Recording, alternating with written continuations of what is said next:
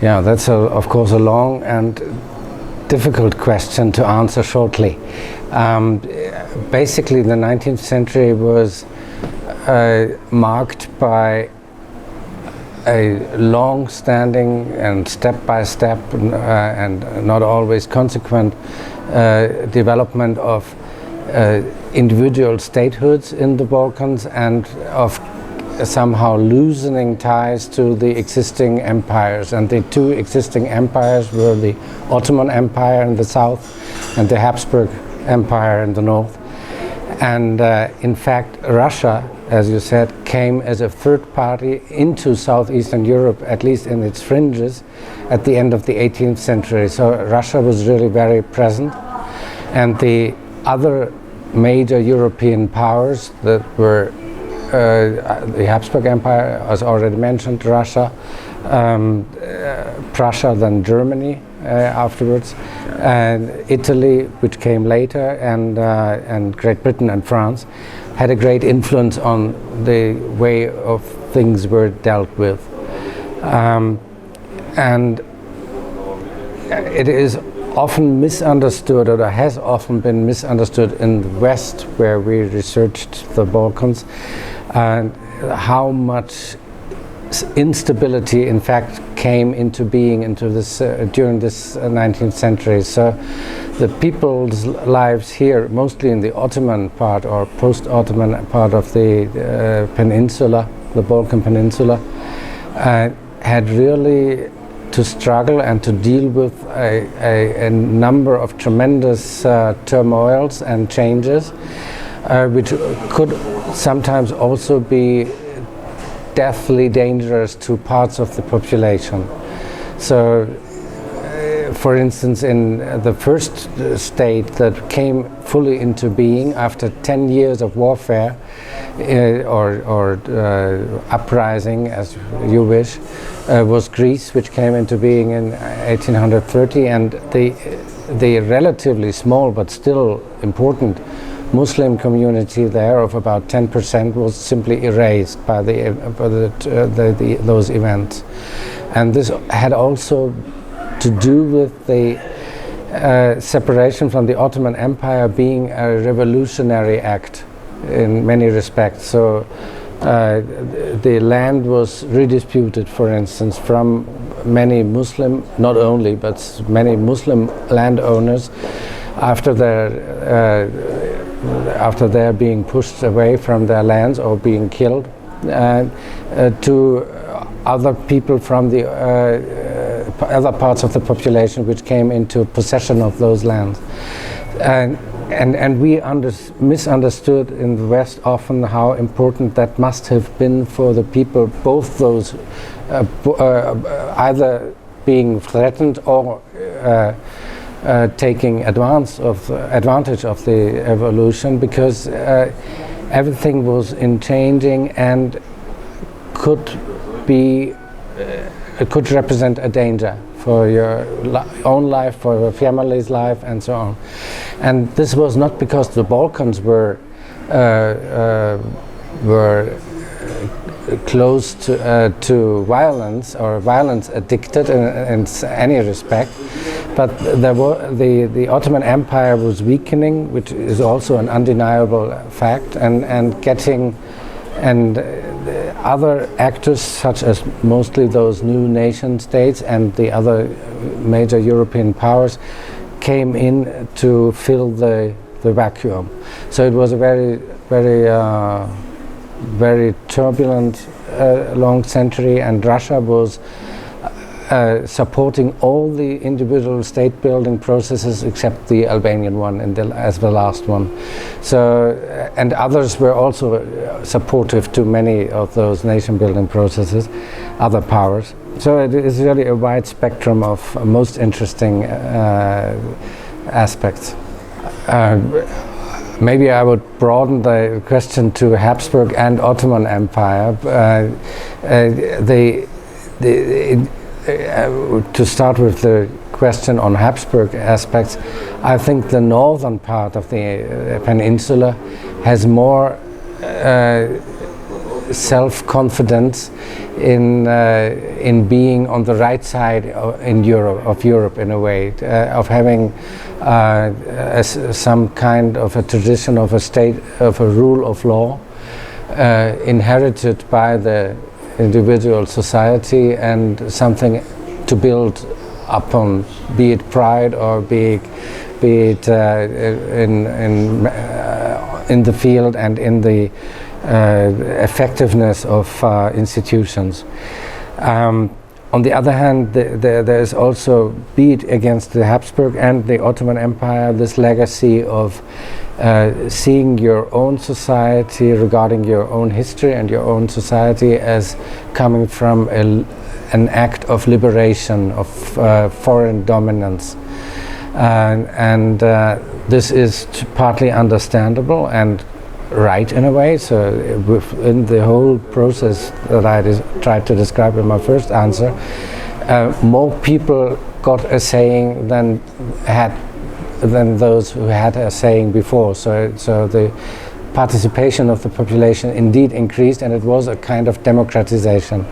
and of liberation, if you want to put it like that way. But the bad side of the legacy and the way of this legacy is dealt with is that the liberation is always put on an individual national basis, and everybody else is seen, not only the old empires but also your new neighbors, as an enemy, which again you might find some reason for it in history, everybody's neighbors, but there's a certain amount of distrust coming from this legacy and from the liberational narrative of liberation that again strengthens the difficulties in developing trust in either your own society or in regional communalities that may exist. In the current times, mostly, as Kosovo is one shining example of a society that has gone through great stress and is now in rapid enduring and making rapid changes. So if you compare the situation in Kosovo with the situation 30 years ago, so it is just incredibly how much change has happened. People may now go abroad, most recently with the visa liberation, and the educational systems is totally different from 30 years ago or 60 years ago or even 90 years ago, when most of the population was illiterate in Kosovo. So it is a small piece of super Balkan in a way, where you can see how much things can be achieved and how much burdens you have to struggle with. And as all across the Balkans, one of the basic changes to the worse, I think, is the demographic situation. So with so many people leaving the country and all the countries around, and in the rest of Europe we have just the same development in demography, but we have earlier changed into with some difficulties into societies of immigration, and as the Balkans have only very recently started and only with first steps to become immigrant countries and instead are still countries of emigration, I see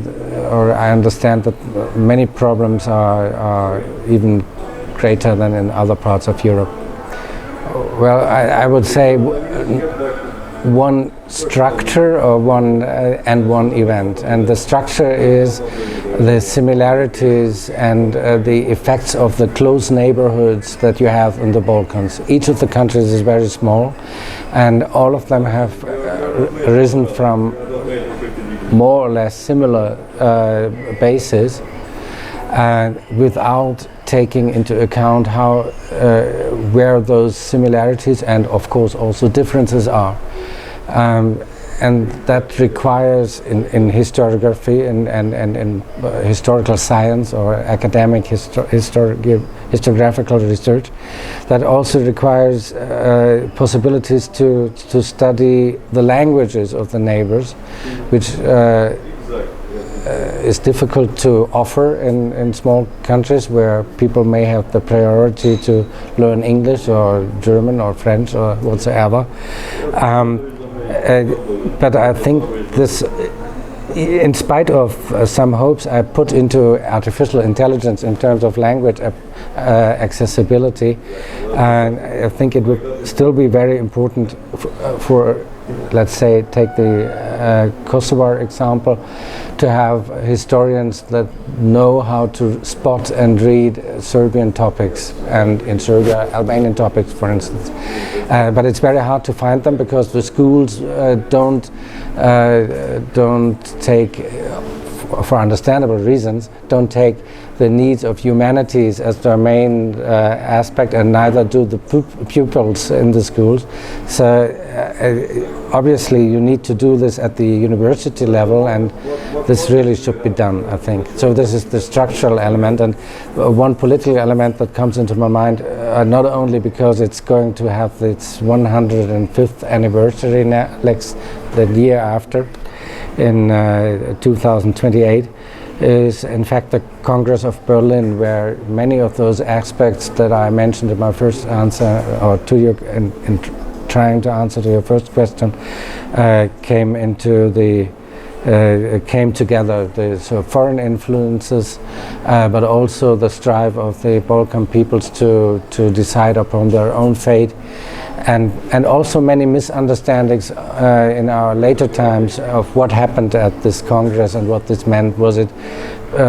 pre-colonial, post-colonial? Was it denigrating to individual countries, or was it giving hopes to the whole region? All that could be better explored than it has been. Well, again, as a historian, I would start a little bit earlier, namely in the 1990s. The Balkan policy as a whole, and Kosovo was a very prominent part of the Balkan policy, was a strong factor in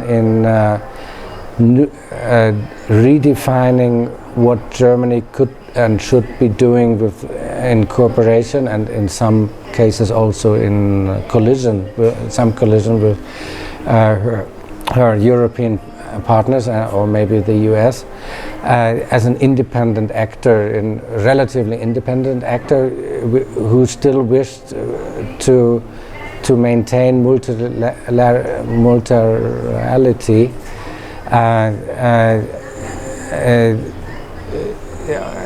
but had to acknowledge that it was and is the biggest European country and economy, so it had some